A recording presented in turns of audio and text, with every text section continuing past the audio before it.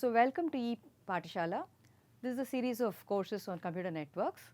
So, we are looking at application layer protocols, and then now we are looking at transport layer protocols. So, in transport layer protocols, we have been looking at TCP and UDP. So, in TCP, when you look at details of TCP, we are looking at the congestion control mechanisms. In the previous module, we had looked at some of the techniques that are used in congestion control. So, what we will be looking at today would be in terms of the various versions of TCP which use these congestion control mechanisms in different manners, plus certain enhancements that have been done to this. So, in a sense we can say that we are looking at the evolution of TCP's congestion control mechanism. So, we will look at a version which is called as TCP's Tahoe, TCP's Reno, and then we will look at something called Vegas. In between we will also look at some of the enhancements that have been done to TCP Reno protocol. So, the next, if you look at the different congestion control mechanisms that we had looked at so far, there are 4 components that we have looked at. One is slow start, the other is additive increase, multiplicative decrease, the third component is fast retransmit, and the fourth component is called as fast recovery. All these 4 techniques we have looked at in the previous module. So, what we are now going to look at is use these 4 different components, how these 4 different components are used in the 2 different versions, that is TCP Tahoe and TCP Reno. So, that is what we will start with. Then we will look at the problems that occur in these combinations and how these are being rectified. So, remember that slow start is where we start off with a congestion window size of 1 and we keep doubling it until we hit a threshold or until a drop occurs. Additive increase, multiplicative increase is used once we have hit congestion or that there is some indication of congestion, which is that we have identified that a congestion has occurred by means of some drop, and then you start reducing, you reduce the congestion window and further increase the congestion window only additively, a linear increase, but your decrease is a multiplicative decrease. Fast retransmit and fast recovery are 2 other different techniques that are used. Okay, we will come to these in detail. So, if you look at TCP Tahoe, what it uses is just the first 3 techniques, that is slow start, additive increase, multiplicative decrease, and the fast retransmit technique. TCP Reno on the other hand uses slow start, it uses additive increase, fast retransmit, it also uses the fast recovery technique. We also have a TCP new Reno which actually uses Reno plus partial acts, and then we also have SAC which is Reno plus selective acknowledgements. Then we have TCP FAC which is Reno plus forward acknowledgements, and then we also have TCP Vegas which uses what is called as a fine grained RTT. Now, let us look at the basic idea of TCP and how it exactly reacts to the different losses that occur. So, when a loss occurs which is indicated by a timeout, we reset the congestion window to 1 MSS and then the window goes exponentially as in slow start until you hit the threshold. After that it increases linearly. This is first point to remember. In the case of TCP Reno, okay, this point of loss indicated by timeout is common for both TCP Reno and for TCP Tahoe. In the case of TCP Reno, what you will see is that since it also uses fast recovery, when a loss is indicated by 3 duplicative acts, okay, what TCP Reno does is that it indicates the arrival of the duplicate acknowledgements is taken as an indication that the network is actually capable of delivering some segments. Because of that, you can now try to increase the amount of data that you are sending into the network. So, you cut the congestion window into half and then you grow linearly. So, you do not really come back to slow start and then start again from there, but you just kind of grow linearly from there. So, let us look at how these 2 protocols basically differ. Okay. So, remember that these are there is one basic point to remember, TCP Tahoe will always set the congestion window to 1, whether it is a timeout or whether it is in the case of 3 duplicate acts that are received, okay, whereas TCP Reno will not do the same thing. Okay. So, let us look at how these different 4 different components of TCP come together in case of TCP Tahoe. Okay. So, when you start, obviously you are going to start with the slow start mechanisms, you start with the congestion window size of 1 and then you start building from there. So, as you send packets and you get acknowledgements, you increment your congestion window for every act that is received and you keep sending data.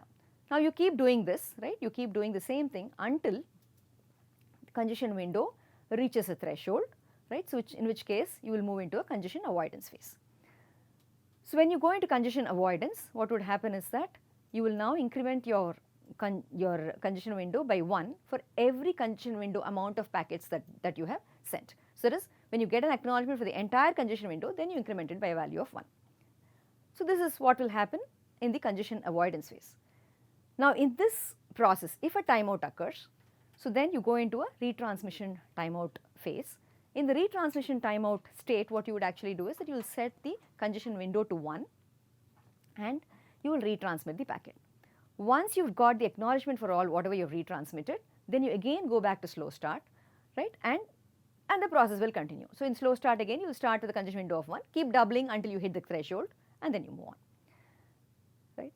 Meanwhile, if you are in the congestion avoidance phase, there are two things that can happen, either in the slow start phase or in the congestion avoidance phase, right, or let us start with the congestion avoidance phase for instance. In the congestion avoidance phase, when you are in the congestion, that is in the additive increase phase for instance, when you are in the congestion avoidance phase, if you get 3 duplicate acts, that is before a timeout occurs, if you get 3 duplicate acts, then you will move into a fast retransmit state. So, in the fast retransmit state, what you would do is you would send the missing packet as soon as you get the 3 duplicate acts without waiting for the timeout to occur. Set your threshold value to half of the congestion window size and congestion window size is set to 1 and you move to slow start. So, this process will continue and again once you are in slow start, again it is the same process. From here slow start, either you may move to retransmission timeout if a timeout occurs, or once you hit threshold you go back to congestion avoidance, right, or if there are 3 duplicate acts again you may go back to fast retransmit. So, these will be the different, you can look at these as 4 different phases in which TCP Tahoe will be operating. It could move from one of these to either of these based on whatever events occur. Okay. So, this is basically what TCP Tahoe does. Now, I will just take an example of how this when TCP Tahoe is in action, what exactly will be taking place. So, let us look at this situation where I have for instance a set of 8 packets being transmitted. Let us assume that our congestion window size is 8. So, I am transmitting packets 31 to 38, but packet 31 let us say is lost. So, if packet 31 is lost, what would happen is that there will be 7 duplicate acknowledgements that are received, because for every packet after that 32 to 38 an acknowledgement will be sent, and sorry, they will all be acknowledging packet number 30 saying they have received up to 30 and they are waiting for packet number 31. So, you get 7 duplicate acts all asking for packet number 31. So, now this is an indication obviously that something is going wrong. So, you can actually move into the fast retransmit phase. So, what will happen now, after 3 duplicate acts are received, your sender now will retransmit 31, the packet number 31 and set its set the congestion window value as 1. Okay. When that is transmitted, because only one packet was lost, now what will happen, the receiver will send an acknowledgement for 38 because now it is received from 31 to 38 correctly, and now again your sender now based on this has got 38, so it will set the congestion window back to 1, go into slow start and send packet number 39 and move on from there, right. So, this is what will happen in TCP Tahoe. Now, let us look at TCP Reno. Okay. So, if the initial part of TCP Reno is pretty much similar, so you can kind of go through it quickly. Slow start, right, you keep continue in slow start until you hit the threshold.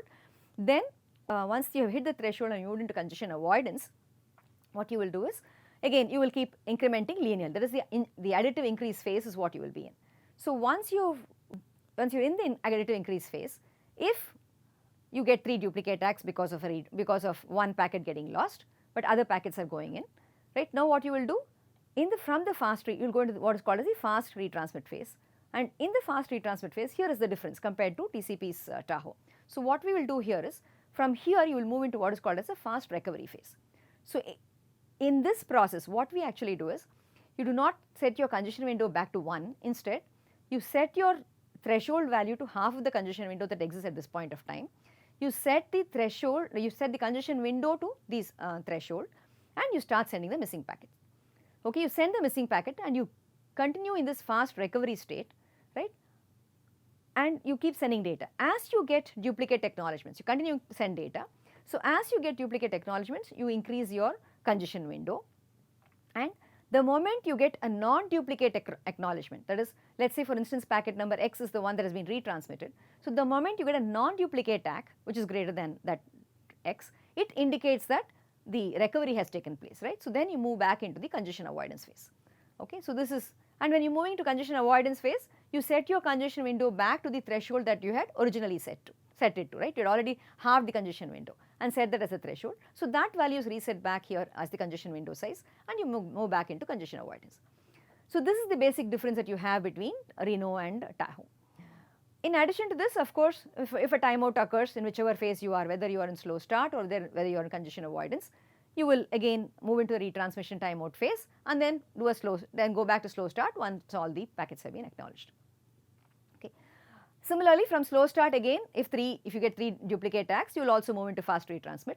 But the way out of fast retransmit is always into fast recovery and then back into congestion avoidance. Okay. So this is what you will see as the overall, you can look at it as a state diagram for TCP's Reno. Now looking at an example again for TCP Reno, the first 2 steps are the same as we have in TCP's Tahoe. So if you look at this, I am losing packet number 31. So again, as we said, there will be 7 duplicate acknowledgements that are being sent because my window size is 8. I have sent 8 packets. So 7 duplicate tags are sent. Next, now let us look at what is going to happen. When 7 duplicate tags are received, the moment it gets 3 duplicate tags, it is going to retransmit the packet. Okay, so packet number 31 will be retransmitted. Okay, so now what it will do is, this is where the difference is. The congestion window now will be set to half the value plus 3 because of the 3 other duplicate acts that you have received. You are incrementing the congestion window for every duplicate act that you received, and based on that fact, you can actually go ahead and send 3 more packets into the network. So you are using the fact that the network actually is sending packets, using that fact to increase the amount of data that you can send into the network.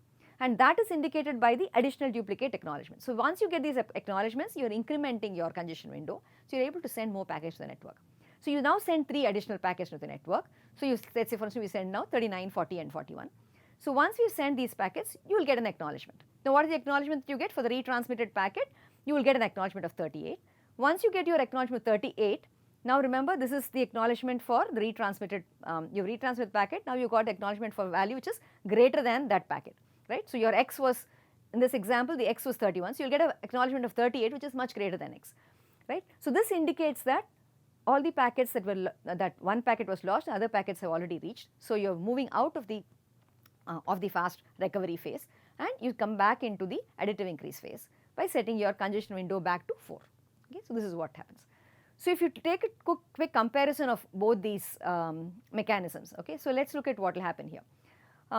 Let's say for instance I start off with slow start, right, I start at the value of 1. So every transmission round, okay, you will increase to 2, 4, 8, right. Let's assume that the threshold was at 8. So after 8 what would happen, for every round you will be incrementing it by a value of 1. So you will go to 9, 10, 11, 12, right. So let's assume that when you are at 12, a timeout occurs, okay, or not a timeout, we look at it in terms of, let's say there are 3 duplicate acts which are reached, there is a packet which is lost at 12. So now what will happen at this point of time, if you receive those 3 duplicate acts, there is a difference in how TCP Reno will behave and how TCP Tahoe will behave. What will TCP Tahoe do? Tahoe, remember, will set the threshold to half of this congestion window which is 6, okay.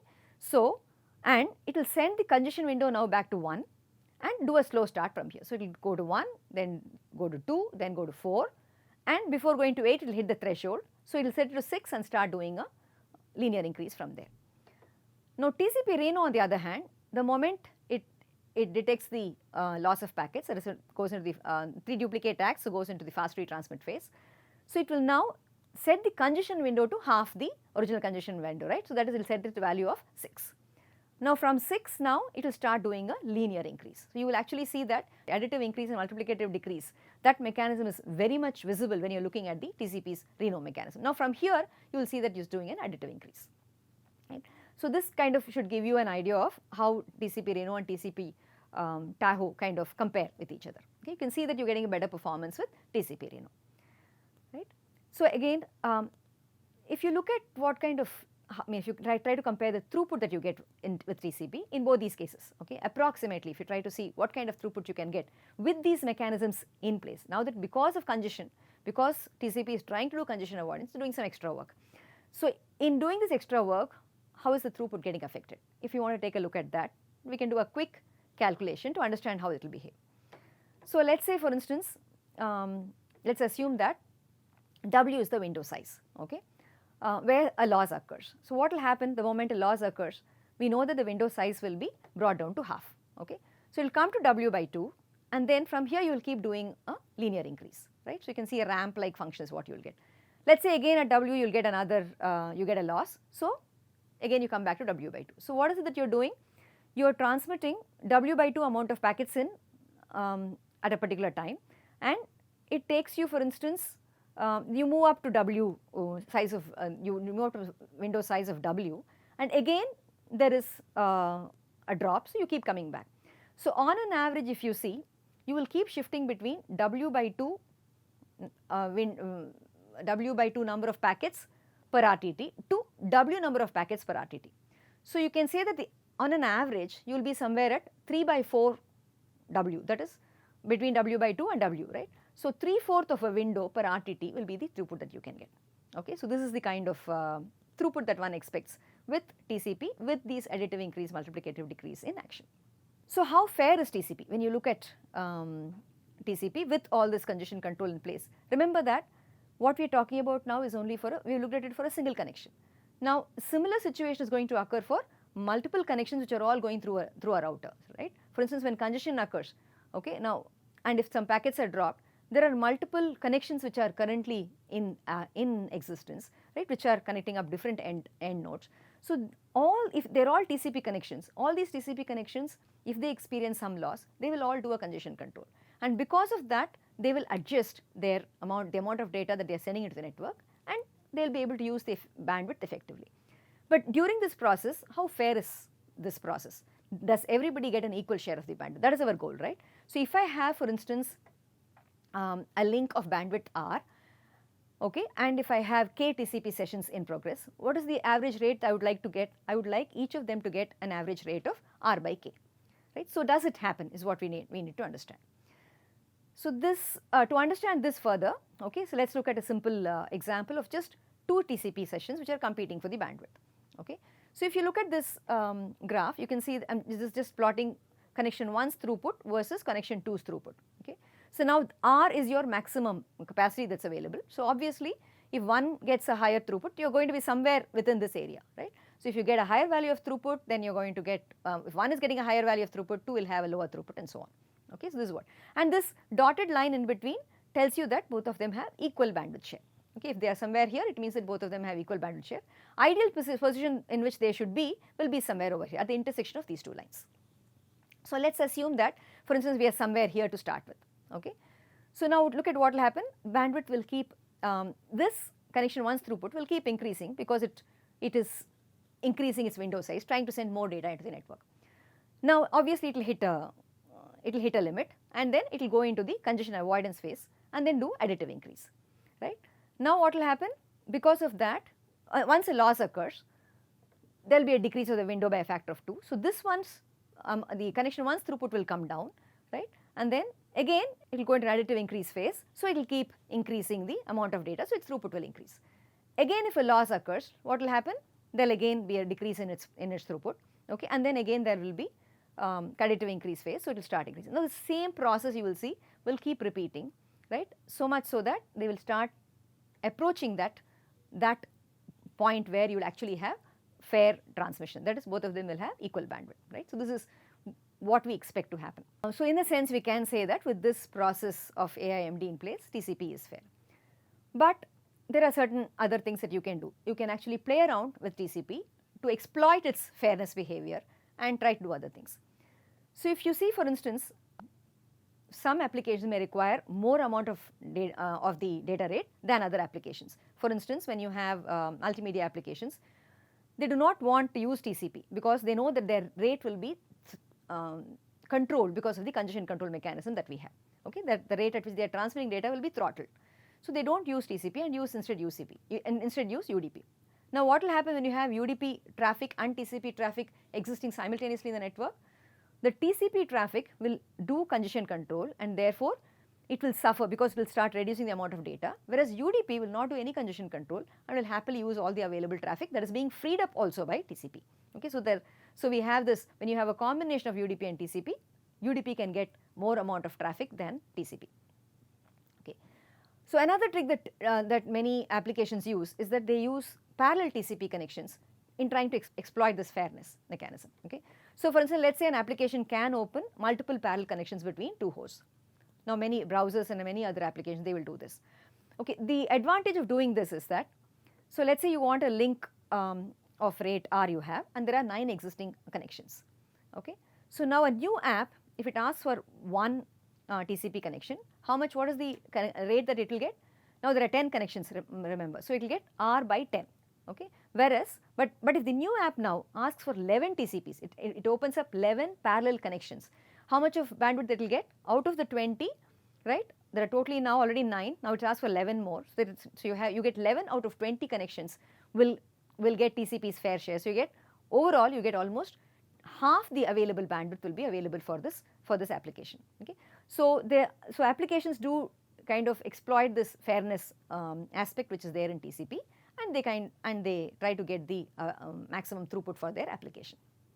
Okay, so these are some of the facts that we need to understand about TCP's congestion control. Going further, okay, we also need to understand how these congestion control mechanisms are effective when you do bulk data transfers. One thing about data transfers is that we need a high throughput, that is one thing. Second thing is, often when you are doing bulk data transfers, you are transmitting large amounts of data. We also would like to know if the data transfer is taking place effectively and if there are any problems that are caused by that kind of a data transfer. So typically what we would like to do is, if in order to get best performance, you want to fill the network pipe, right? So if you have a TCP sender, you can look at the entire network that you have as a WAN, as a pipe. So you are looking at sending data into the pipe and receiving acknowledgements back from that pipe. Okay, so when do we get the highest performance? Is when the pipe is full. So a situation that you'll get is something like this. You're sending data, it's all filled with packets, and you'll keep getting acknowledgements periodically. Okay, this is the normal expectation. Now, just to understand how this will happen, so let's say with our AIMD in face, with our whatever Tahoe or Reno in place, with the congestion avoidance mechanism. So let's see how this filling of the pipe actually takes place. Now typically you will start with the congestion window of 1, so you will see that the pipe is really not very full. You can see that in this first picture over here. Okay, this packet reaches the other end, and once it's reached, until you get an acknowledgement back, there is no data transfer taking place. Next step, you would have increased the window size to 2. So when you increase the window size to 2, now what will happen? You can see that there's a better utilization of the pipe, right? More of data is filling the pipe. So next step would be that you would increase the window size to 3. When you increase it to 3, you can see that it's filling the pipe better, right? So you can see that it's kind of filled, right? Of course, there are still a lot of blank spaces because the round trip time is more than the window size, the amount of data you can send within that window size, right? So what happens when you have 4 packets being sent? The moment window size becomes 4, you can see that it's getting slightly better, right? 5 gets even better. Now in this example, with 6, with the window size of 6, because we have assumed kind of an RTT of about 6 packet taken to send 6 packets, so you can see that the moment the window size becomes 6, you can see that the pipe is almost becoming full, right? So with congestion avoidance, you will see that slowly, starting off with a window size of 1, as you move higher and higher towards, as you go closer to the RTT, you will be filling the pipe and you will be able to use it effectively. But in this process, there are certain drawbacks also that can occur. So this picture again is just to give you in one place how the filling of the pipe takes place. Now coming to the drawbacks that can occur. What happens when you have multiple packets which are lost, especially when you have these bulk data transfers? We know that if there are single packet drops that take place, we have our fast retransmit mechanism and so on, which will be used to recover from the loss very quickly. But what happens when you have multiple packet losses? It is interesting to note that if you look at this carefully, that TCP's Reno mechanism, when a multiple packet loss occurs, actually suffers very badly. Okay, so let's see what happens there. So what do you mean by the multiple packet loss actually? So let's say for instance there are 8 packets are retransmitted, but 3 packets are lost. Okay, so now when you get back your first acknowledgement, okay, when you transmit your first packet, when first packet is retransmitted, you will get back an acknowledgement. But the acknowledgement you get will not be for the entire block of packets you have transmitted, right? Because more packets have been lost. So what you get back, you can call as a partial acknowledgement. So we call that as a partial ACK. A partial ACK is something which is received when the first packet is retransmitted. Okay, when it's retransmitted, when you receive the ACK, we call it as the partial ACK. Now, what will this ACK do? It will cause your TCP's Reno or Reno mechanism to move out of the fast recovery state, right? You will come out of the fast recovery state, which means you will set your congestion window into half the value, right? And you will try to start transmit. But what will happen, because you do not have any packets to transmit, right? And you are waiting for acknowledgements to come, because the acknowledgements are not going to come because packets have been lost, right? What will end up happening is that you will get a timeout. And remember what happens when you time out. When you time out, you will obviously set the whole value back to 1, and then you will have to again go back to slow start and repeat the whole process, right? So, the advantage of filling the pipe that we had, okay, will be lost every time that you have multiple data, multiple packet losses that occur. So, this will obviously affect Reno's performance. This solution has been noticed in the past few years, and many solutions have been proposed for this. Okay. So, before we look at the solutions, an example of how this multiple packet loss problem will actually manifest in Reno. Okay, we will quickly go through this. So, let us say in this case, for example, packets number 31, 33 and 34 are lost. Okay. So, remember 32 is reaching. Okay. So, what happens now? There will be 5 duplicate tags which are sent, because remember out of 8, 3 packets have reached. So, 5 duplicate tags will be sent, and all of them will acknowledge that they have received packet number 30, they have still not received 31. So, we are getting 5 duplicate tags for asking for 31, right. So, that is what you get. Now, on receiving 3 duplicate tags, immediately you will do a retransmission of 31. This is how our Reno will behave, right. So, on doing this retransmission, now what will happen? You will get back now an acknowledgement. But what is this acknowledgement that you get? You will get acknowledgement for packet number 32, right. So, you have transmitted 31, now you are going to be, receiver side is going to say, I have received 31, I am waiting for 32 to be received. Okay, it is received 32, now it is going to wait for 33 to be received. So, it sends you a partial ACK for 32. Okay. On receiving this partial ACK, what will you do?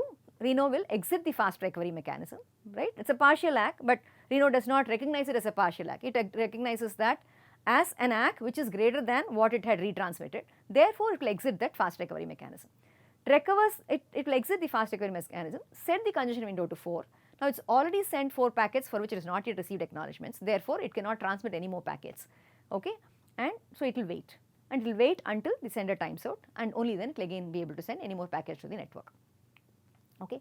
So, this is the problem as you can see from this example, right. So, now coming to the solution. There are many solutions as I talked about. One of the first solutions that was proposed for Reno is TCP's New Reno.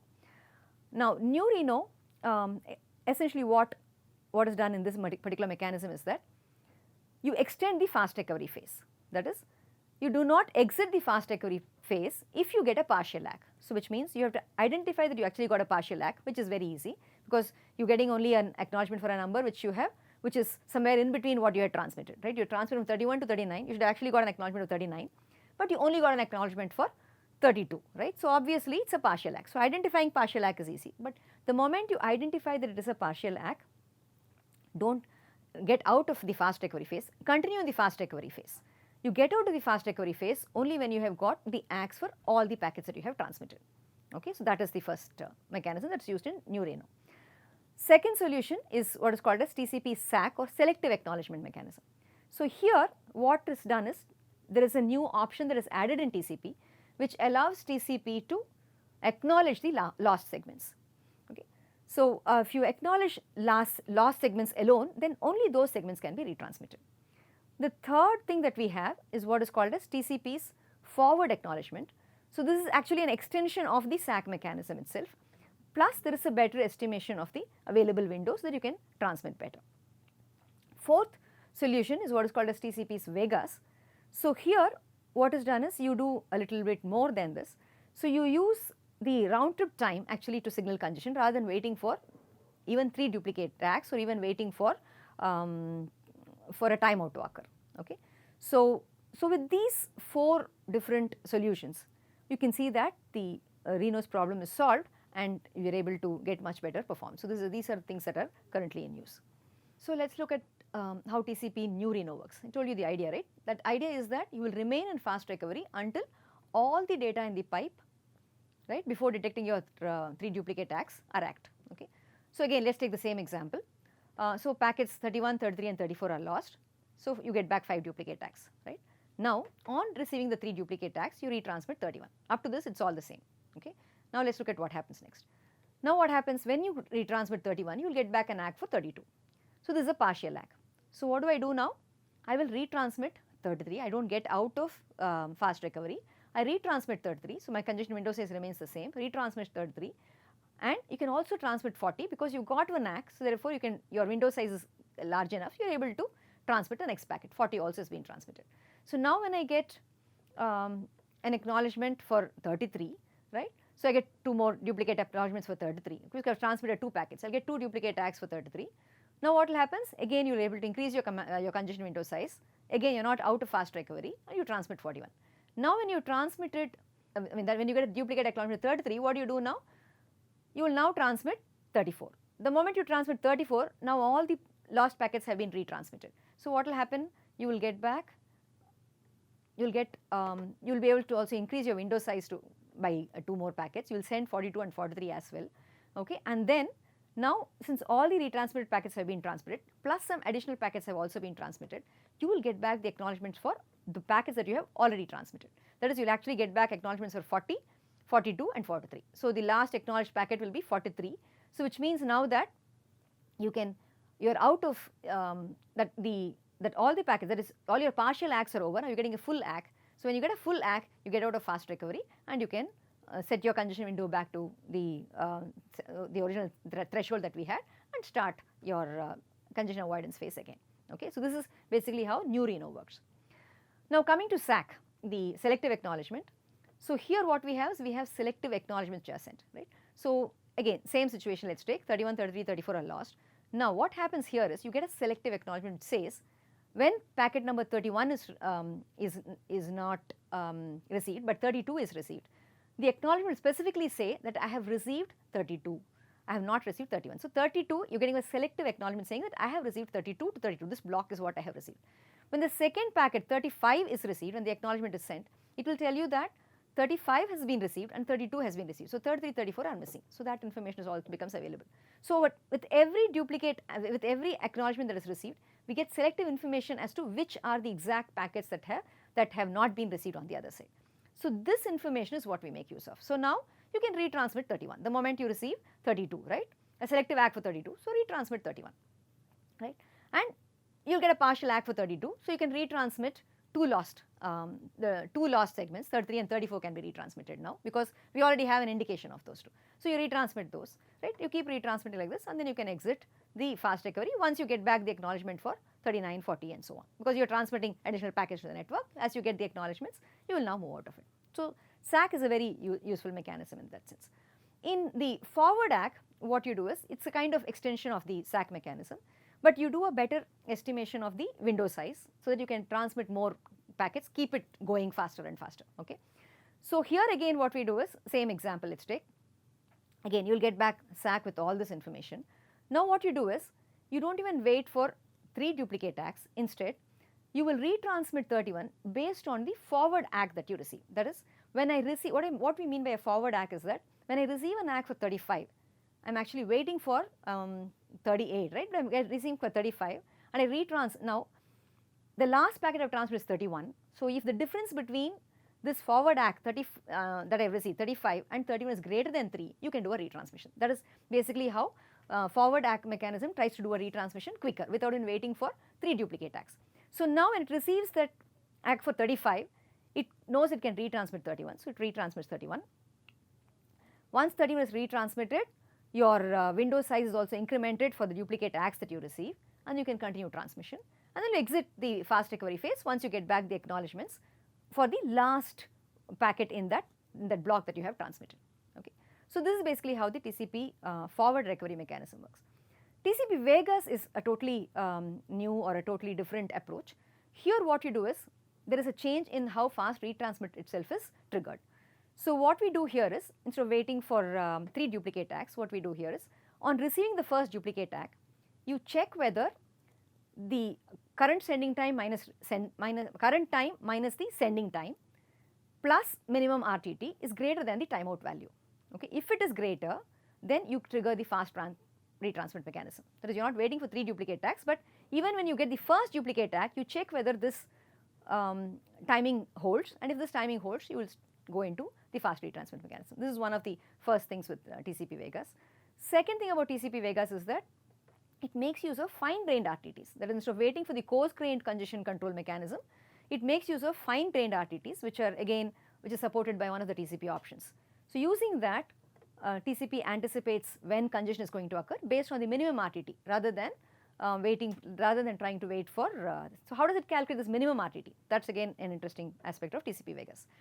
So what it does is it finds the minimum RTT, that actual measured minimum RTT, sets that as the base RTT, and then if the it uses the expected sending rate and calculates the actual sending rate. How do I calculate the expected sending rate? This is the congestion window divided by base RTT, and you calculate the difference between the expected sending rate and the actual sending rate. If this difference is between two thresholds A and B, right, then everything is fine. But if it is less than A, it means that you can increase for your congestion window by value of 1. If it is greater than B, then you will decrease your congestion window. Okay, so as long as you are between A and B, between these two thresholds, you are doing fine. So that is basically how TCP Vegas tries to handle the congestion. So it basically tries to control the utilization of bandwidth without overloading the network. So that's the goal of TCP Vegas. Okay. So there are also other TCP variations that have been proposed further. These are all a lot of experimental stuff that are going on. You have something called big, cubic, fast TCP, high speed TCP, and so on. Okay, so we will leave it as an exercise for you all to learn on your own. Okay, so to summarize, these are the things that we have looked at in this module. We have looked at Tahoe, we have looked at Reno, we have looked at how the state transitions take place in both these mechanisms, and we have also looked at a particular problem which occurs in Reno, which is the multiple loss problem, and the solutions that have been proposed for that. Okay, we have looked at New Reno, we have looked at SAC, we have looked at FAC, we also looked at Vegas. Thank you.